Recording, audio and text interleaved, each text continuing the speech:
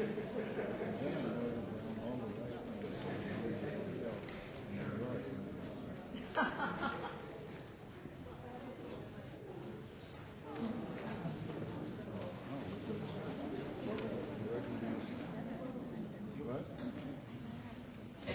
evening. Before I begin my remarks, I just want to note that this is tonight will be the keynote address of a conference which runs all day tomorrow from 8:30 to 4:15. And the program for that conference is available in the back of the room. So please feel free to attend the conference. It's open to everyone. It will be held right here in the Walker Haynes room. So please do plan on attending. Also, because this conference is funded with taxpayer dollars, that means that the citizens have a reason to want to make sure that their monies are well spent. And there are also evaluation forms. So if before you leave this evening, you could fill out a form assessing the event, we'd appreciate that very much. Before I introduce tonight's distinguished lecturer, I'd like to first acknowledge the support and hard work that made this 20th anniversary conference on the Legacies of German Unification possible. The conference is jointly offered by Indiana University and the University of Washington through our National Resource Centers in European Studies, and we are very grateful for the grant support of the U.S. Department of Education, as well as grant support from the European Union through its European Union Center of Excellence program. Here at the University of Washington, the conference has been co-organized with the Germanics Department under the leadership of Professor Sabine Wilke, and enjoys the support of the Simpson Center for the Humanities. I'd like personally to thank our Associate Director, Phil Shackleton, our Outreach Coordinator, Ava Dunn, and the rest of our indefatigable staff at the Center for West European Studies for all their hard work in bringing this conference together.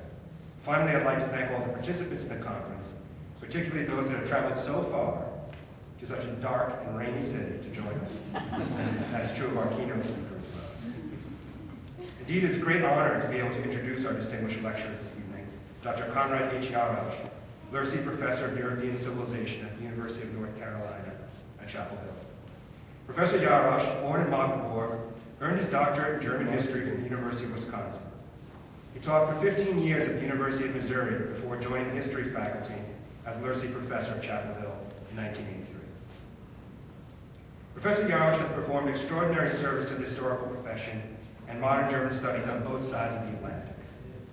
In 1994, he helped to co-found Chapel Hill Center for European Studies and served as its co-director through 1998. From 1998 through 2006, Professor Jarusch split his time between North Carolina and Potsdam, Germany, where he served as director of the Center for Contemporary Historical Studies. In that role, Professor Jarusch played a vital part in rethinking the recent German past, in the assessment and reconstruction of East German historical profession, and in mentoring a new generation of German historians eager to investigate and reevaluate the contemporary history of the two Germanies. In addition to this service, he served on boards and steering committees of numerous academic organizations, research foundations, and scholarly journals. He was president of the German Studies Association and principal editor of the journal Studies in Contemporary History. Professor Jarusch's scholarly achievements are dazzling, even humbling, at least to a journeyman scholar like me. He's held more than a half dozen prestigious research fellowships and has won more than 50 research and program grants. He's the author of more than 200 scholarly articles and book chapters and has written and edited some 30 books. Alas, many lesser scholars will be fortunate enough to get through the collected writings of Jarusch, never mind they're reading even a sample of the important scholarly debates and historiographical discussions to which he has contributed. To give you a sense of the breadth and achievement of his career, let me briefly mention some of the principal subjects that Professor Jarusch's monographs have explored. These include benchmark studies of politics and foreign policy in Imperial Germany, studies of students and professionals in the Wilhelmine and Weimar periods, as well as works on the practices of historiography and historical methods. Let me note something rather extraordinary. Professor Jarusch is among the very few historians to have written forcibly on the proper application of both quantitative methods and postmodern methods in historical sciences. The capacity and willingness to embrace both appropriately indicates a rare intellect and openness of mind. More recently, he became one of the leading practitioners in contemporary German history, with major studies of German democratization after 1945, studies of East Germany and its collapse, works on the process of German unification, and the social history of the two Germanys since the Second World War. A recent work, for example, is this, After Hitler, Recivilizing Germans, 1945-1995, which appeared with Oxford University Press. I'll conclude by recognizing Professor Jarusch as a legendary advisor and mentor of students. Despite his level of scholarly and professional engagement, he is presently advising no less than 15 graduate students at Chapel Hill.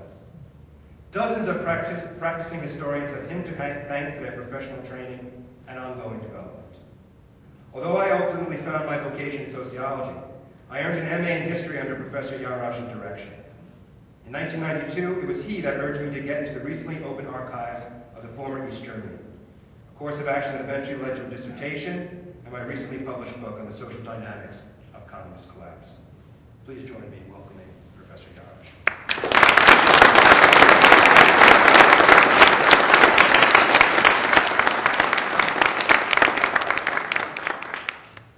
Thank you very much for the kind introduction. I guess I'm at the age where, as Ted Hammer used to say about me, you begin to bask in the reflected glory of your students.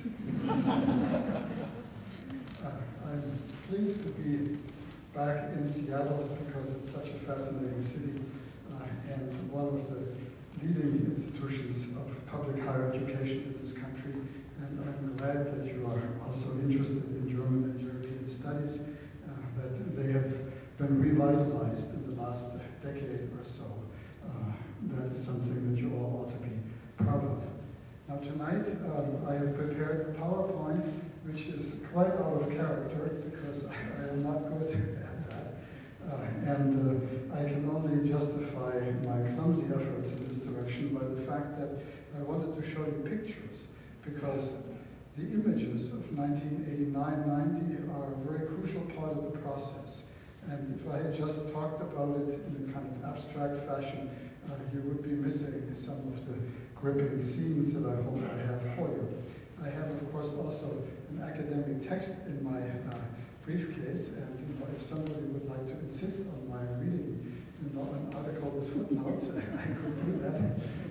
I have a feeling at this hour of the evening, and with a somewhat broader audience, we would be better off if we just went ahead and tried to see what this was going to be like.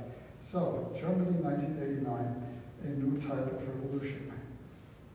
Let me begin by talking about the celebration of the 20th anniversary of the fall of the wall, which in Germany have been very strong, more so than in some other East European countries, because I think the Germans are particularly proud of what has happened, and in spite of all the difficulties of post-unification, they are not as disappointed as some of the other East Europeans. Of course, Timothy Garton-Ash is right, who has flatly asserted that this is the most important European event since 1945. And since I have not read that article before, I had also said it. So we can quarrel about who came up with it first. The point is that it is correct because more things changed due to 1989-1990 than due to any other event, including 1968, which some of us, sort of fondly remember. Is also kind of a cohort problem that some of the students don't have. And this time around, of course, this all happened in a peaceful fashion. Now, the meaning of all of this is sharply contested by memory politics, which go into various kinds of directions because there is a sort of, after the event, justification of anti-communism and the kind of a triumphalism often associated with these events in the West. There's, of course, some degree of sorrow and confusion associated with these events on the side of the socialist left. And then some of us who are trying to find our way between these two extremes, of course, are trying to make sense out of this and appreciate the contradictions in the process. There has been a great